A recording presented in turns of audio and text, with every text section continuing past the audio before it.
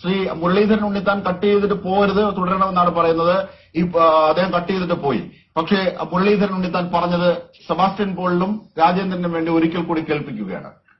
എന്താ കാരണം? അത്രമാത്രം വിവേചനം അതിനകത്തുണ്ട്. പുരോഗമന എന്നായി ഭരണം ഉണ്ടായത് 1950 ജനുവരി മാസം 26-ാം തീയതി. അതുവരെ രാജ്യത്തെ ഭരിച്ചതാരാ? ബ്രിട്ടീഷുകാരാണ്. പക്ഷെ നമ്മളെ നയിച്ചതോ നമ്മുടെ ധർമ്മത്തിന്റെ മാർഗമാണ്, നമ്മുടെ ആചാര്യന്മാരാണ് നമ്മളെ നയിച്ചത്, അല്ലാതെ ഒരു രാഷ്ട്രീയക്കാരുമല്ല. ഇത് നിങ്ങൾ മനസ്സിലാക്കണം. ഇന്നും ഈ രാജ്യത്തെ ഇവിടെ നിൽക്കുന്ന എത്ര പേര് IPC കണ്ടിട്ടുണ്ട്, CRPC കണ്ടിട്ടുണ്ട്, നിയമപുസ്തകം കണ്ടിട്ടുണ്ട്. പക്ഷെ നമ്മൾ അന്തസ്സായി ജീവിക്കുന്നത് എന്തുകൊണ്ടാണ്? നമുക്ക് പരസ്പരമുള്ള ബഹുമാനമുണ്ട്, പരസ്പരം ആദരിക്കുന്ന സംസ്കാരമുണ്ട്. അമ്മയെന്ന് പറയുന്നത്, അച്ഛനെന്ന് പറയുന്നതും ഗുരുവെന്ന് പറയുന്നതും ഈശ്വരനാണെന്ന് പറഞ്ഞത് സുപ്രീം കോടതി അല്ല, നമ്മുടെ ആചാര്യന്മാരാണ്. ഈ മൂല്യങ്ങളാണ് ഭാരതത്തെ നയിക്കുന്നത്. കോടിക്കണക്കിന് 121 കോടി ജനതയുണ്ടെന്നാണ് പറയുന്നത്. ഇപ്പൊ നമ്മുടെ സംഖ്യ 121 കോടിയിൽ കൂടുതലുണ്ട്. ഈ ജനസമൂഹത്തിലെ 99% ആൾക്കാരും ഈ മുഖം കണ്ടിട്ടില്ല. ഏതാ ഈ നമ്മുടെ ഭാരതത്തിന്റെ ഭരണഘടന കണ്ടിട്ടില്ല. അത് എഴുതി വച്ചേക്കുന്നത് കോർട്ടിന്റെ കുറെ സായിപ്പന്മാരുണ്ടാക്കിയതാണ്. നിങ്ങൾ മനസ്സിലാക്കേണ്ടത്, ഭരണഘടന അംഗീകരിക്കുന്ന സമയത്ത് നമ്മുടെ ജനങ്ങളുടെ അംഗീകാരം അതിന് 14% മാത്രമേ ഉള്ളായിരുന്നു. കേട്ടോ, എത്രയാണ്? 14%. അക്കാലത്തെ ജനസമൂഹത്തിന് 14% ജനങ്ങൾക്ക് മാത്രം വോട്ടവകാശം ഉണ്ടായിരുന്ന ഒരു കാലത്താണ് ഈ പണ്ടാരം നമ്മുടെ തലയിൽ അടിച്ചേൽപ്പിച്ചത്. ഇത് ചുടണ്ട കാലം കഴിഞ്ഞു, ഒരു സംശയം വേണ്ട. ഇത് ചുടുന്ന കാലം വരുമെന്നുള്ളൊരു സംശയം വേണ്ട. ഈ രാജ്യത്തെ ജനതയുടെ ആത്മാഭിമാനത്തിന്റെ, ഈ രാജ്യത്തെ അയ്യപ്പ ഭക്തന്മാരുടെ നെഞ്ചിക്കേറിയാണ് ഇത് അനുഭവിക്കാൻ പാടില്ല. ശ്രീ സെബാസ്റ്റ്യൻ പോൾ, കേട്ടല്ലോ താങ്കൾ. ഈ ഭരണഘടനയ്ക്ക് സാധിക്കില്ല എന്നുള്ളത് കൊണ്ടാണ് അദ്ദേഹം പറഞ്ഞത്. ഒരു കാര്യം അംബേദ്കർ അങ്ങനെ പറഞ്ഞിട്ടില്ല. അംബേദ്കർ താങ്കൾ കൂട്ടുപിടിക്കരുത്. കോട്ടിട്ട ഭരണഘടന കത്തിക്കണമെന്ന് പറഞ്ഞിട്ട് അതിന്റെ അംബേദ്കറെ ചാർത്തരുത്. അംബേദ്കറെ ആദ്യം തോൽപ്പിക്കാനും പിന്നീട് ഭരണഘടന ഉണ്ടാക്കാൻ അംബേദ്കർ മാത്രമേ ഗതി ഉണ്ടാകൂ എന്നറിഞ്ഞ് തിരിച്ച് ജയിപ്പിക്കാനും പറഞ്ഞ കഥയൊക്കെ എല്ലാവർക്കും അറിയാം. അതൊക്കെ പോകട്ടെ, ചരിത്രമാണ്. ഇവിടെ പറയൂ, ഒരു താങ്കളിപ്പോ അംബേദ്കറുടെ ഒരു അതോറിറ്റിയായി മാറണ്ട. താങ്കളാണ് അതോറിറ്റി ആകുന്നത്. ഒരു രാജ്യം തീർച്ചയായിട്ടും നോക്കൂ, ഞാനൊരു അടിസ്ഥാനപരമായ ഒരു അഭിഭാഷകനാണ്. എനിക്ക് നിയമം അറിയാം. ആ നിയമം അറിഞ്ഞുകൊണ്ടാണ് ഞാൻ സംസാരിക്കുന്നത്. ഞാൻ പറഞ്ഞത് എന്റെ അഭിപ്രായമായിട്ടല്ല. ഒന്ന്. രണ്ടാമത്തെ വിഷയം നോക്കൂ, ഒരു കാര്യം കത്തിക്കണം എന്ന് പറഞ്ഞാൽ അത് രാവിലെ എടുത്ത് കത്തിക്കുക എന്നുള്ളതല്ല. അതിനെതിരെയുള്ള തീവ്രമായ വികാര പ്രകടനം മാത്രമായിട്ട് ഇതിനെ കാണേണ്ടതുള്ളൂ. മനസ്സിലായോ? നാളെ തീവ്രമായ വികാര പ്രകടനത്തിൽ മറ്റു സമുദായത്തിലെ തീവ്രവാദ സംഘടനകൾ ഇതുപോലെ ഭരണഘടന തീവ്രമായിട്ട് ബന്ധമൊന്നുമില്ല. ഞാൻ നേരത്തെ പറഞ്ഞല്ലോ, ഭരണഘടന എന്ന് പറയുന്നത് വിദേശ രാജ്യത്തെ പല ഭരണഘടനയുടെ ഭാഗങ്ങൾ എഴുതി ചേർത്തുണ്ടാക്കിയൊരു സംഗതിയാണ്. നിങ്ങൾ പറയുന്ന രീതിയിലുള്ള ഒരു സാങ്കേതികത അതിനില്ല. 14% ജനതയുടെ പിന്തുണ മാത്രമേ ഈ ഭരണഘടനയ്ക്കുള്ളൂ. അത് നിങ്ങൾ മനസ്സിലാക്കൂ. അല്ലെ ഭരണഘടന ചരിത്രം പഠിക്കൂ. ഈ വിദേശ 1935 ഗവൺമെന്റ് ഓഫ് ഇന്ത്യ ആക്ടിലെ കമ്മ്യൂണൽ അടിസ്ഥാനത്തിൽ നടന്ന തെരഞ്ഞെടുപ്പിന്റെ അടിസ്ഥാനത്തിലാണ് ഇതൊക്കെ ഉണ്ടായത്, ഈ സഭയുണ്ടായത്.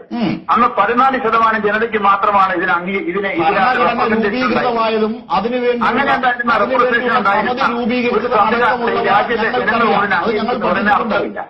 രണ്ടാമത്തെ വിഷയം ഞാൻ പറഞ്ഞത് അതിന്റെ വൈകാരികമായ ഒരു പ്രകടനം മാത്രമല്ല. നാളെ രാവിലെ ഞാൻ ഭരണഘടന പറഞ്ഞത് ഇവിടേക്ക് സ്പെസിഫൈ ചെയ്യൂ. താങ്കൾ പറഞ്ഞത്, ഒരു അഭിഭാഷകനായ താങ്കൾ പറഞ്ഞത്, ഒരു സംഘപരിവാർ വേദിയിൽ അഭിഭാഷകൻ ഇങ്ങനെ പ്രയോഗിക്കണം നിർബന്ധമൊന്നുമില്ല. ഞാൻ അഡ്വക്കേറ്റ് ആക്ട് അനുസരിച്ചാണ് പ്രവർത്തിക്കുന്നത്. അനുസരിച്ച് പ്രവർത്തിക്കുന്ന ഒരാൾക്ക് ഭരണഘടന അംഗീകാരം അതുകൊണ്ടാണ് ഞാൻ പറഞ്ഞത്. ഞാൻ പ്രവർത്തിക്കുന്ന രംഗത്ത് ഭരണഘടനയ്ക്ക് അനുസരിച്ച് ചെയ്യേണ്ട കാര്യങ്ങൾ ഞാൻ ചെയ്യുന്നുണ്ട്. എനിക്ക് എതിർക്കേണ്ട രംഗത്ത് ഞാൻ എതിർക്കുക തന്നെ ചെയ്യും. സംശയമൊന്നും വേണ്ട.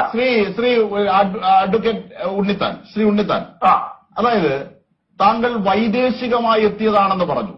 നിരവധി രാജ്യമല്ല, സ്വിറ്റ്സർലൻഡ്, ഇംഗ്ലണ്ട്, അമേരിക്ക, കാനഡ അടക്കം നിരവധി രാജ്യങ്ങളുടെ നല്ല അംശങ്ങളെ ക്രോഡീകരിച്ചുകൊണ്ടാണ് ഈ ഭരണഘടന രൂപീകരിച്ചത്. അതിനെ വൈദേശികമെന്ന് താങ്കൾ പറഞ്ഞു. താങ്കളുടെ ഒരു ഇരട്ടത്താപ്പ് ഞാൻ അവിടെ തന്നെ പറയാം.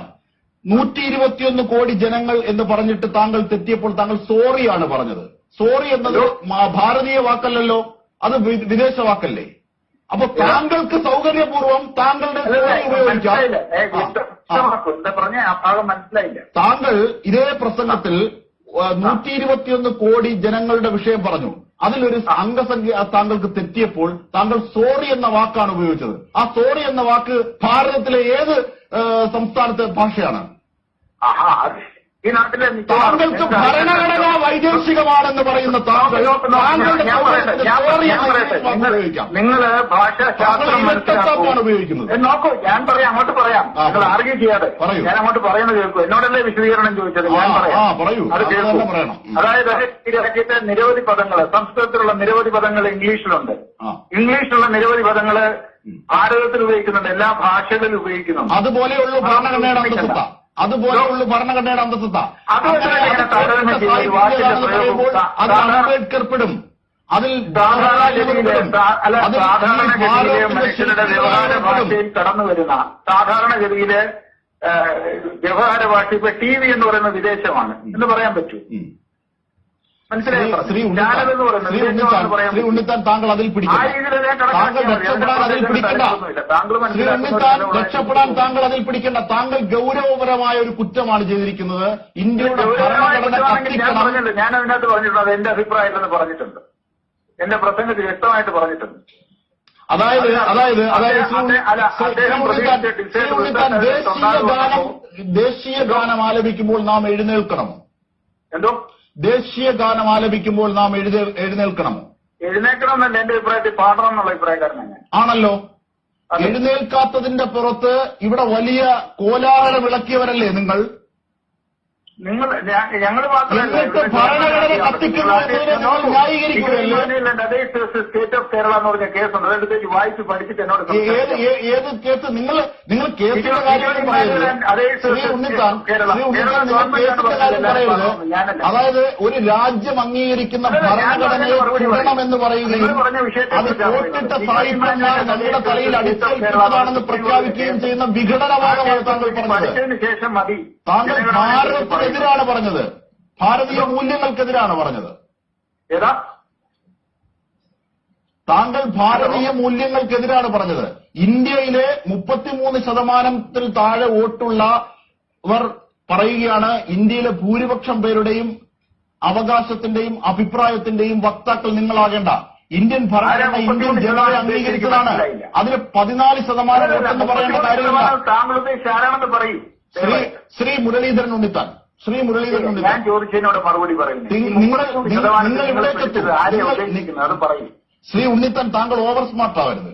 താങ്കൾ ഓവർ സ്മാർട്ട് ആവരുത്. താങ്കൾ ഒരു ഭരണഘടന രാജ്യം അംഗീകരിക്കുന്ന താങ്കൾക്ക് തന്നെ തോന്നുന്നു എനിക്ക് നല്ല രാഷ്ട്രീയ പാരമ്പര്യം, നല്ല പ്രവർത്തന ശൈലിയുള്ള ശ്രീ മുരളീധരൻ ഉണ്ണിത്താൻ, താങ്കൾ പറഞ്ഞത് ഗൗരവപരമായ ഒരു കുറ്റമാണ്. നിങ്ങളെ ഗൗരവപരമായ ഒരു കുറ്റമാണ്. രാജ്യം അംഗീകരിക്കുന്ന ഭരണഘടന തുടരണമെന്ന് നിങ്ങൾ പറഞ്ഞത് ഗൗരവമായ ഒരു കുറ്റമാണ്. എന്റെ മുഖം കാണേണ്ട ആവശ്യമില്ല.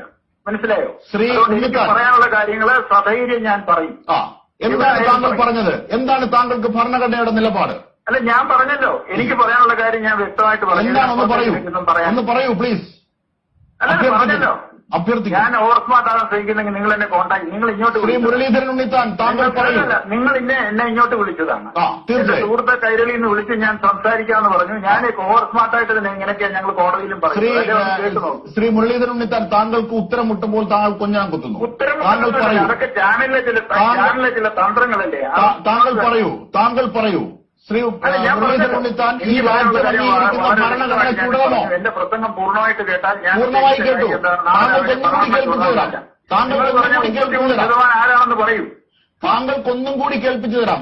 നിങ്ങൾ പറഞ്ഞ 33% ആരാണെന്ന് പറയും, ഞാൻ സംസാരിക്കാം. അതായത് അഡ്വക്കേറ്റ് മുരളീധരൻ ഉണ്ണിത്താൻ പറഞ്ഞ വാക്കുകൾ ഒരിക്കൽ കൂടി കേൾക്കാം. ശ്രീ ഉണ്ണിത്താൻ, താങ്കൾ ഞാൻ പറഞ്ഞ കാര്യം കേൾക്കും. 33% ആരാണെന്ന് നിങ്ങൾ പറയൂ ആദ്യം. അതായത് സംഘപരിവാറിന് ലഭിച്ച വോട്ടിന്റെ കണക്കാണ് ഞാൻ പറഞ്ഞത്. ഞാൻ പറഞ്ഞല്ലോ, എന്റെ നിലപാട് അയ്യപ്പൻ എന്നുള്ള നിലയ്ക്കാണെന്ന് പറഞ്ഞല്ലോ. അയ്യപ്പൻ എന്നുള്ള നിലയ്ക്ക് രാജ്യത്തിന്റെ ഭരണഘടന, അയ്യപ്പൻ ധർമ്മത്തിന് വേണ്ടി നിലകൊണ്ട അയ്യപ്പനാണ്. ആ അയ്യപ്പനാണ് എന്റെ ആരാധന മൂർത്തി.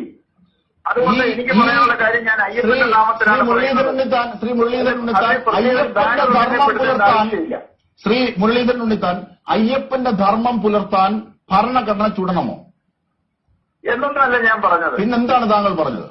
അത് ഞാൻ പറഞ്ഞത് മുഴുവൻ കേട്ടു നോക്കുന്നു. ഞാൻ എന്റെ ഞങ്ങൾ കേട്ടു. ഒന്നും കൂടി രാജ്യം കേൾക്കട്ടെ.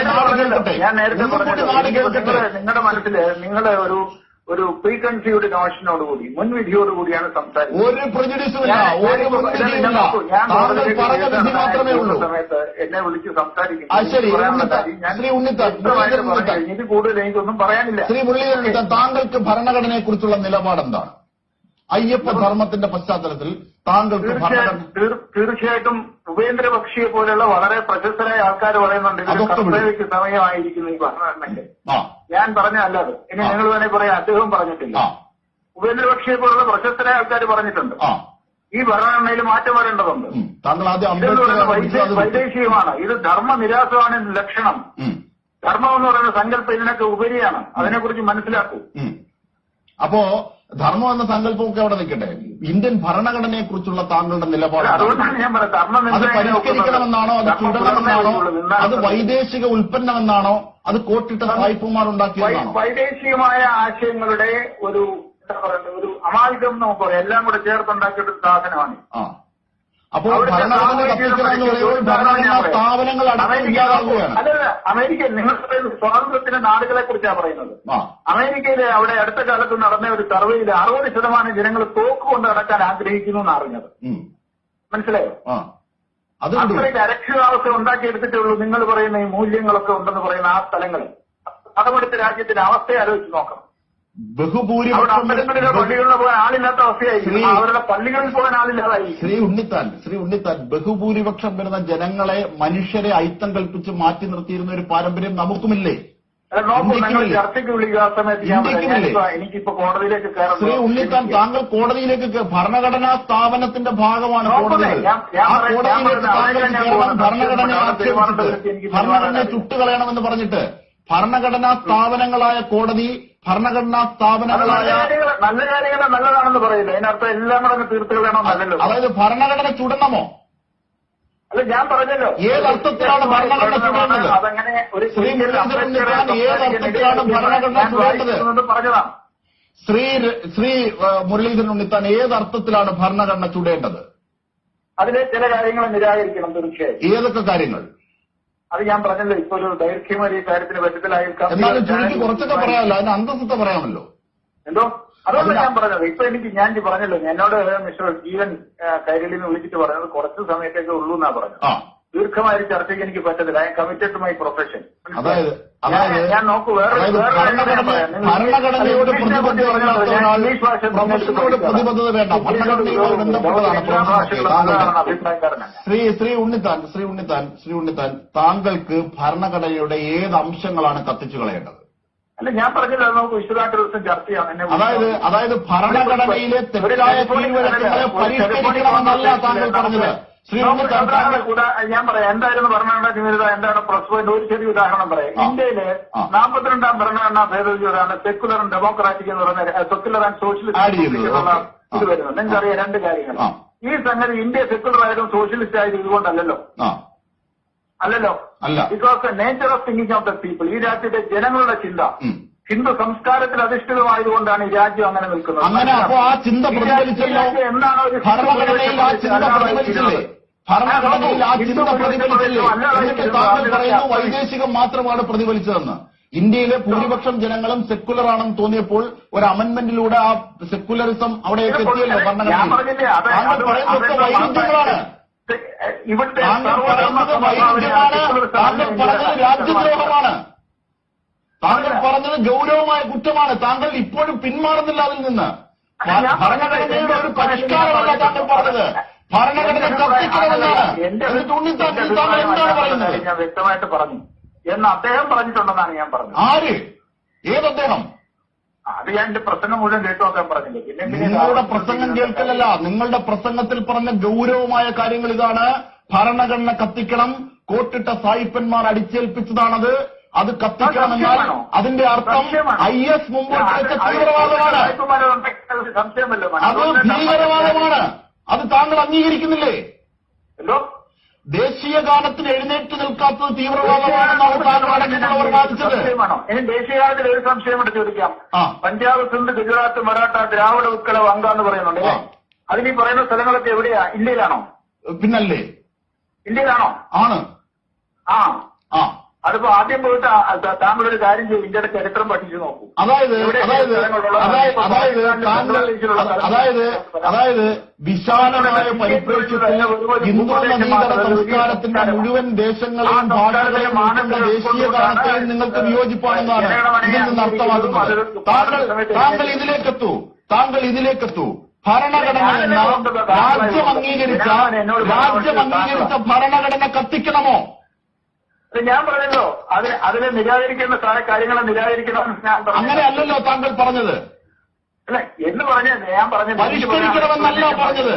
അയ്യപ്പ ധർമ്മം എന്നതിന്റെ പേരിൽ ധർമ്മം ഉയർത്തിപ്പിടിക്കാൻ ഭരണഘടന കത്തിക്കണമെന്ന വാക്കല്ലേ താങ്കൾ ഉദ്ദേശിച്ചത്?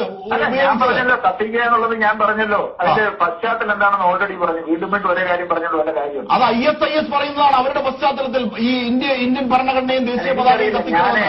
ആ അഭിപ്രായം തന്നെ താങ്കൾ പറഞ്ഞിരിക്കുന്നത്. താങ്കൾ പറഞ്ഞത് രാജ്യദ്രോഹമാണ് മിസ്റ്റർ അഡ്വക്കേറ്റ്. മിസ്റ്റർ അഡ്വക്കേറ്റ്, താങ്കൾ ചെയ്തത് രാജ്യദ്രോഹമാണ്. ഞാൻ രാജ്യദ്രോഹിയാണോ രാജ്യസ്നേഹിയാണോ താങ്കൾ തീരുമാനിക്കണ്ട. ഭരണഘടന കത്തിക്കണമെന്ന് പറഞ്ഞാൽ എന്തുതരം പൗരബോധമാണ് മുമ്പോട്ട് വെക്കുന്നത്? എന്റെ പൗരബോധം ഇത്രയുള്ളെന്ന് കരുതിക്കോളൂ. അതിനനുസരിച്ചുള്ള ഭരണഘടനാപരമായ അംഗീകാരം തന്നാൽ മതി.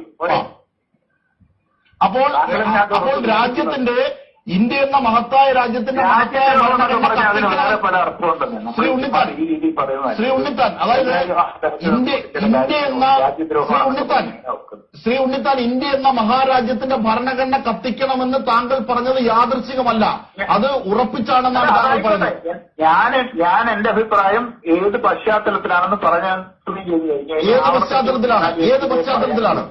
ഏത് പശ്ചാത്തലത്തിലാണ് പറയാനുള്ളത്? എനിക്ക് അതിൽ കൂടുതലായിട്ടൊന്നും പറയാനില്ല. പിന്നെ നമുക്ക് വിശദമായിട്ട് ചർച്ച ചെയ്യണമെങ്കിൽ ഞാൻ വരാം. ഞാൻ എന്തുകൊണ്ടാണ് ശബരിമല വിധിയെ എതിർക്കുന്നതെന്നുള്ളത് എനിക്ക് ശബരിമലയുടെ വിധിയെ എതിർക്കുന്നവർ നിരവധിയുണ്ട്.